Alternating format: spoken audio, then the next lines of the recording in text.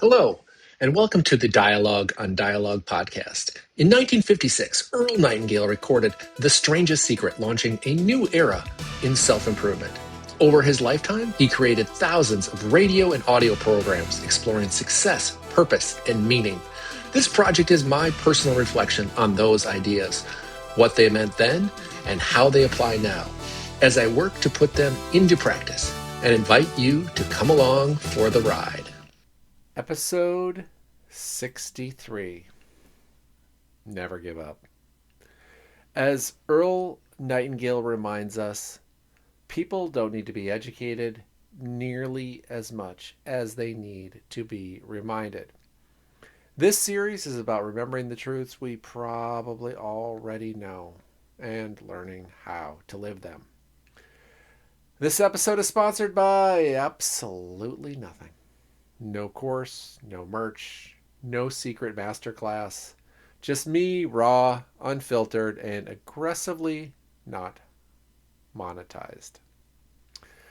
Today's episode is a powerful reminder of something simple and timeless. Never give up. Earl begins with the story of A.J. Cronin, who was forced by health problems to leave his medical career. He retreated to the Scottish Highlands and decided to try his hand at writing. Halfway through his first novel, discouraged and doubting himself, he just took it out and threw the manuscript in the trash, convinced he had been chasing a foolish dream. Then he went for a walk to clear his head. Along the way, he ran into Old Angus, a neighboring farmer who was digging peat out of a bog on his land. Angus, you see, had been working for years, generation after generation, trying to convert that bog to usable pasture. When Cronin confessed he'd abandoned his book, Angus suggested that perhaps he, Angus, was the fool, working year after year to turn a swamp into something useful. The image struck Cronin hard. He went home, pulled the manuscript out of the trash, and got back to work. That Fool's Errand eventually became a best-selling novel and launched a terrific writing career. The lesson is obvious here, but it's also really powerful. Sometimes we are only a few steps from a breakthrough when we decide to quit. Earl then reads a poem by Dr. William S. Henry centered on a simple idea. Make today the unit of achievement. Don't try to conquer your entire life at once. Just win the day. A successful life is nothing more than a string of successful days put together. Focus only on the task placed before you today. If you do that well, consistently, you will build momentum without becoming overwhelmed. From here, Earl encourages us to conduct regular life checkups. Just as we schedule annual visits with the doctor, we should schedule time to evaluate ourselves. How am I really doing? How do I handle difficulty? How well do I get along with others? What kind of joy am I experiencing? Am I moving towards goals or drifting? Write out a description of ourselves and honestly evaluate our direction.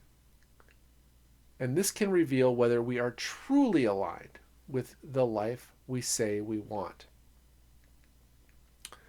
Earl reminds us of these ideas and that they are nothing new.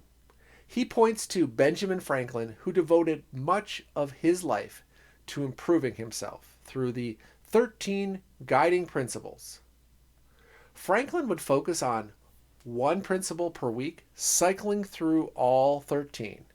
And then, once he's completed that, he would start it all over and do it again, tracking his progress along the way.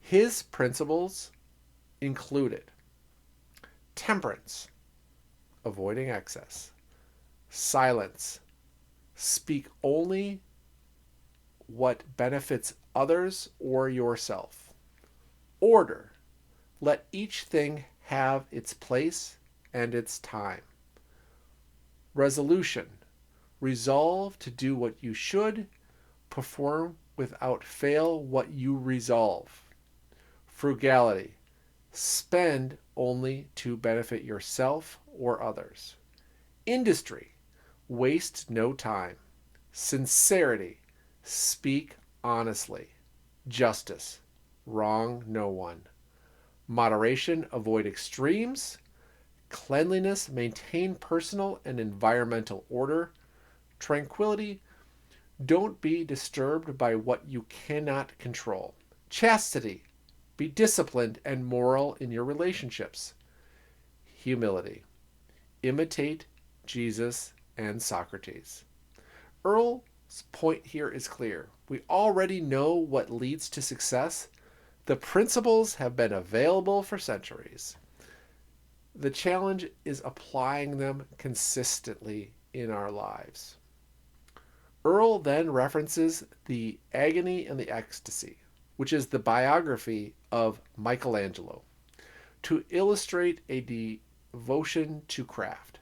Michelangelo did not outsource his excellence. He mixed his own paints, he hauled his own marble. He refused commissions when he needed more time to perfect the current project in front of him. He paid the price of mastery. Perfection is expensive. Excellence demands sacrifice. But the reward is timeless work. Earl closes with a simple but profound question. What is the best investment in the world? His answer? You, yourself. Money can be lost, property can be taken, circumstances can change, but knowledge, growth, and character, once developed, cannot be confiscated. He challenges us to examine how we spend our free time. Are we investing it or merely spending it? So episode 63 reminds us breakthrough often waits just beyond discouragement. A successful life is built one successful day at a time.